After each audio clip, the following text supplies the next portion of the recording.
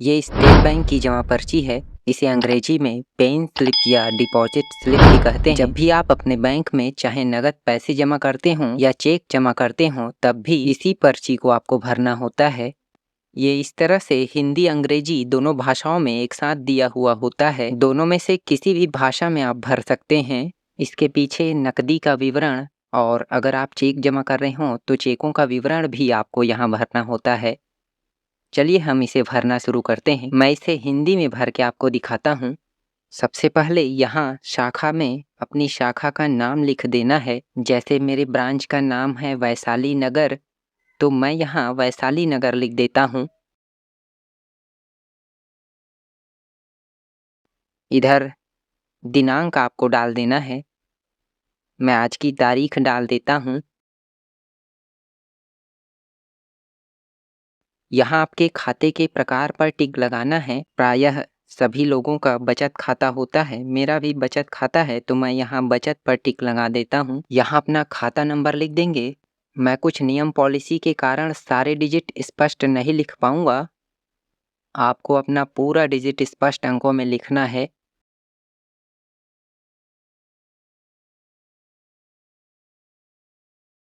यहाँ इस खाता धारक का नाम आपको यहाँ लिखना है। मैं यहाँ अपना नाम लिख देता हूँ। इस खाते पर जैसा आपका नाम लिखा हो सेम वैसा ही आपको यहाँ लिखना होगा। अब जैसा कि अब फॉर एग्ज़ाम्पल मुझे 5,000 रुपये यहाँ जमा करना है, तो मैं यहाँ 5,000 इस तरह से लिखूँगा और इधर नीचे इसे टोटल करके यहाँ एक बार और 5,000 रुपये लिख दूँगा इस तरह से। यहाँ शब्दों में भी आप लिखेंगे। मैं लिख देता हूँ 5,000 रुपये मात्र। इस तरह से आपको मात्र भी डाल देना चाहिए। अब ये वाला सेक्शन बैंक के ऑफिस वालों के यूज़ के लिए है। अब हम इधर आ जाते हैं। यहाँ अपनी शाखा का नाम फिर से आपको लिखना है। सेम आप इधर लिखेंगे वैसे ही आपको इधर भी लिखना होगा। यहाँ दिनांक डाल देना है और खाते का प्रकार भी आप यहाँ टिक लगा देंगे इस तरह से। यहाँ खाता नंबर एक बार फिर से लिखना है।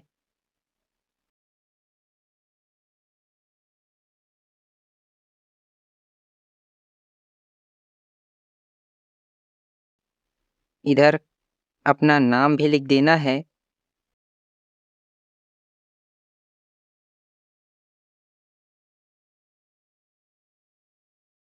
और यहाँ जैसा कि मैं 5,000 रुपये जमा कर रहा हूँ, तो यहाँ 5,000 लिख देना है।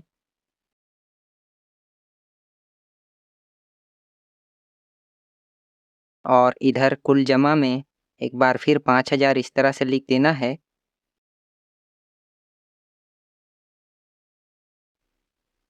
यहाँ शब्दों में इस तरह से 5,000 रुपये मात्र लिख देना है।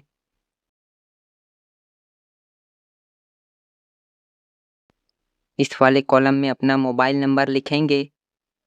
मैं अपना नंबर लिख देता हूँ।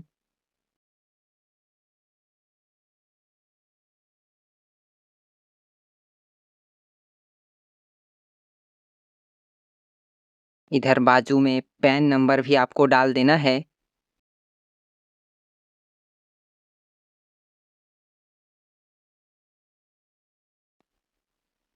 यहाँ शाखा का नाम फिर से आपको लिख देना है और इधर कोड नंबर भी डाल देना है अपने ब्रांच का।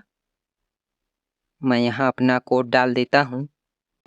जमाकर्ता के हस्ताक्षर में जो भी व्यक्ति जमा कर रहा हो उसका हस्ताक्षर यहाँ किया जाएगा।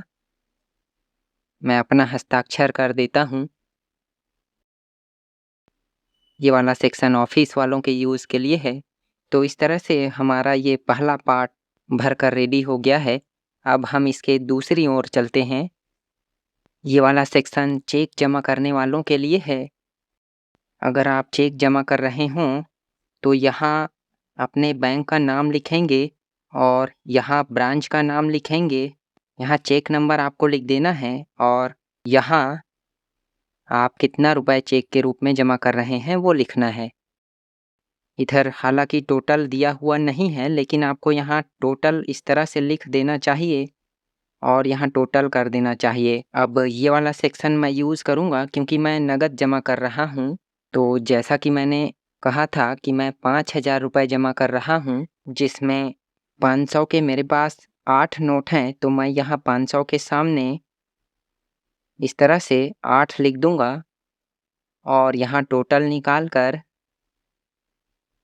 4,000 रुपये इस तरह से लिख दूँगा।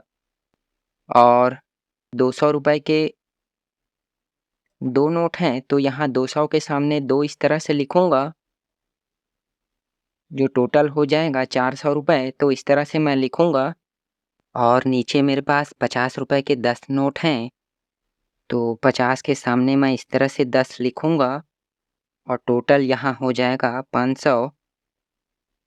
ठीक उसी तरह से 10 रुपये के मेरे पास 10 नोट हैं, तो टोटल हुए 100 रुपये इस तरह से।